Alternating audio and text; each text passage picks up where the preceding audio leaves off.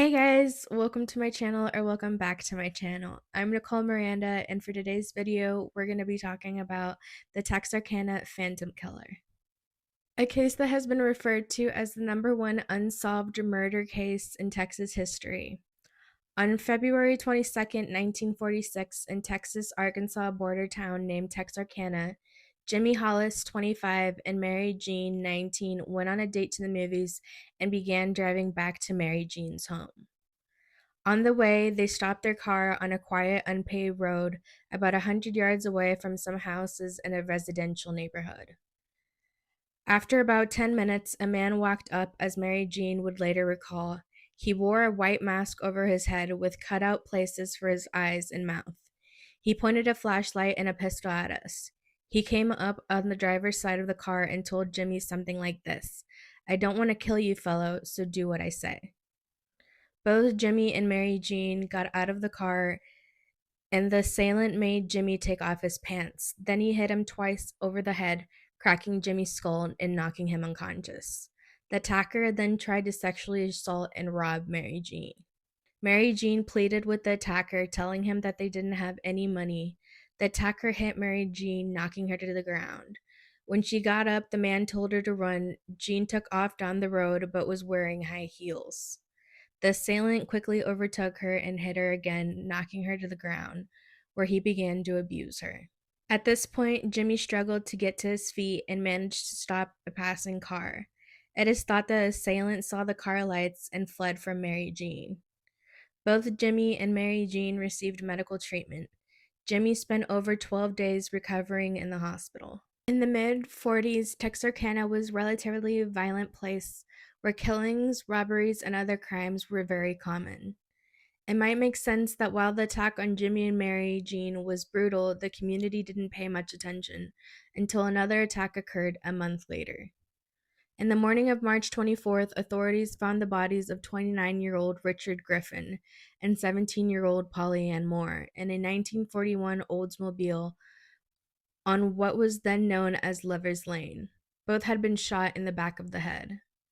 Richard was found between the two front seats on his knees with his head in his hands. His pockets were inside out, that being the result of someone trying to rob him.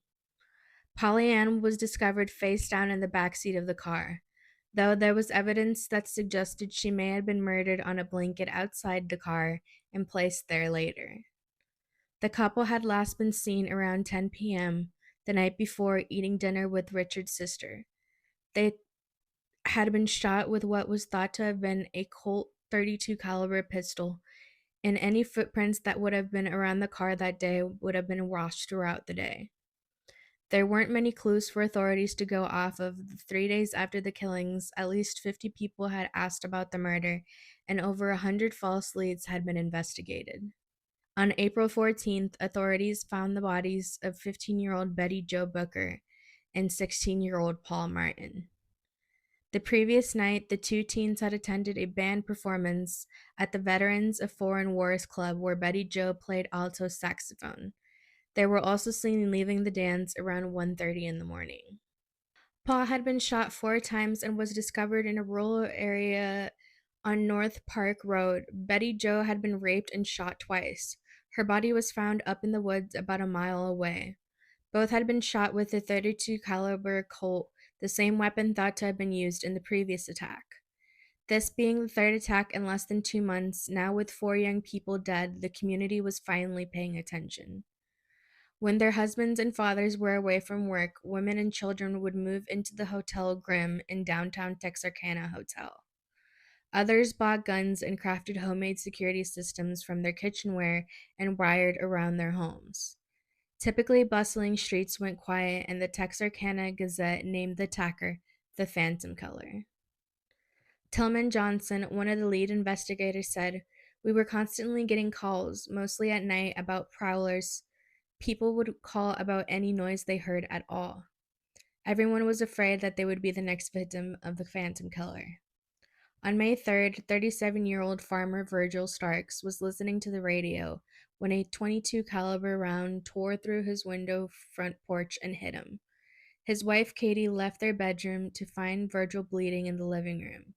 Katie went to call for help when the attacker shot her twice in the face, and bullets knocked some of her teeth out, but she survived, ducking to avoid more shots. She made her way back to the bedroom as the attacker tried to break in through the kitchen window. Katie escaped out the front door with a bullet stuck under her tongue and trailing blood behind her. Katie made it to a nearby farmhouse where she was taken to the hospital and survived. Virgil, however, died. An indication of the fear the Phantom Killer had instilled in the community was 20 to 30 police officers converged on Stokes' farmhouse. Police tried to gather evidence and interview possible suspects and witnesses. According to Johnson, people would stand out near the front of their homes and yell at you to identify yourself before you got too close. You had to identify yourself or you would get shot. Authorities followed bloody footprints left by the killer that went from the house across the highway, where they eventually lost the trail. While the incident exasperated this fear of the Phantom Killer, it is possible this killing was done by someone else. The other attacks had targeted people younger than the Starks and had taken place in cars, not homes. In addition, Virgil was shot with a 22 caliber semi-automatic pistol, a different weapon than the 32 caliber used in the previous murders of Betty Jo and Paul Martin. Still, this incident was included in the Phantom investigation as panic swept through the area.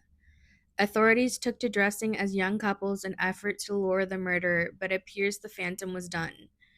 2 months later, with no more Phantom murders, the community's fear began to decrease and life started to get back to normal. No one was ever found guilty of the murders. With that being said, let's look into the possible theories behind the Texarkana Phantom Killer.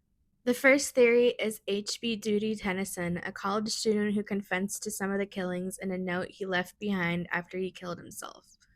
According to the newspaper, from the day of his death, a sheriff reportedly said the note read, "Why did you take my own life? Well, when you commit 2 double murders, you would too. Yes, I did kill Betty Jo Booker and Paul Martin in the city park that night, and killed Mr. Stark and tried to get Mrs. Stark."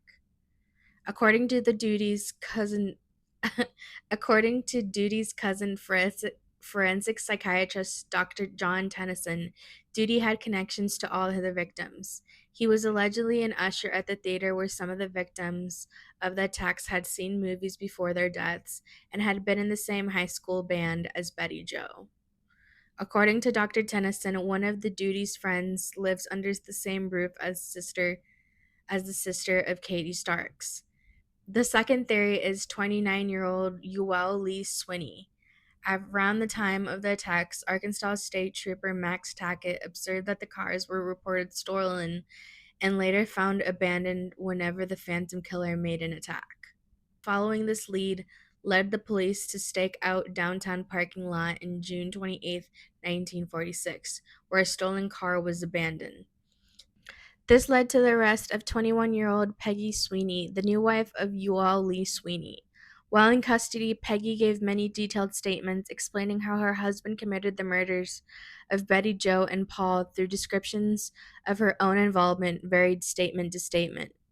On July 23rd, Peggy gave a statement saying that on April 13th, the day before the bodies of Betty Jo Booker and Paul Martin were found, she and Ewell parked at Spring Lake Park and drank some beers.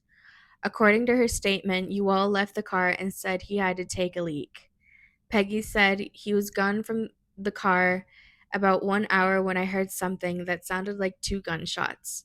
It was just getting daylight when he came back to the car and started driving out of the park at a rapid rate of speed.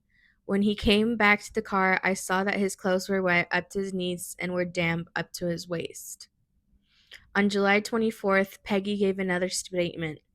In this one, she said Ewell said he was going out to park to rob someone. Peggy said she went with Ewell to Paul Martin's car, where Ewell pointed a gun at a young couple and told them to get out of the car. Peggy said that she refused to search teenagers, which angered Ewell, and he shot Martin twice. Peggy then allegedly helped Betty Jo in place while Ewell got his car. He drove it back, made both girls get into the car, drove west turned around and shot Paul 2 more times as he apparently had been able to get up and move after the first 2 shots. He took Betty Jo into the woods while Peggy waited in the car.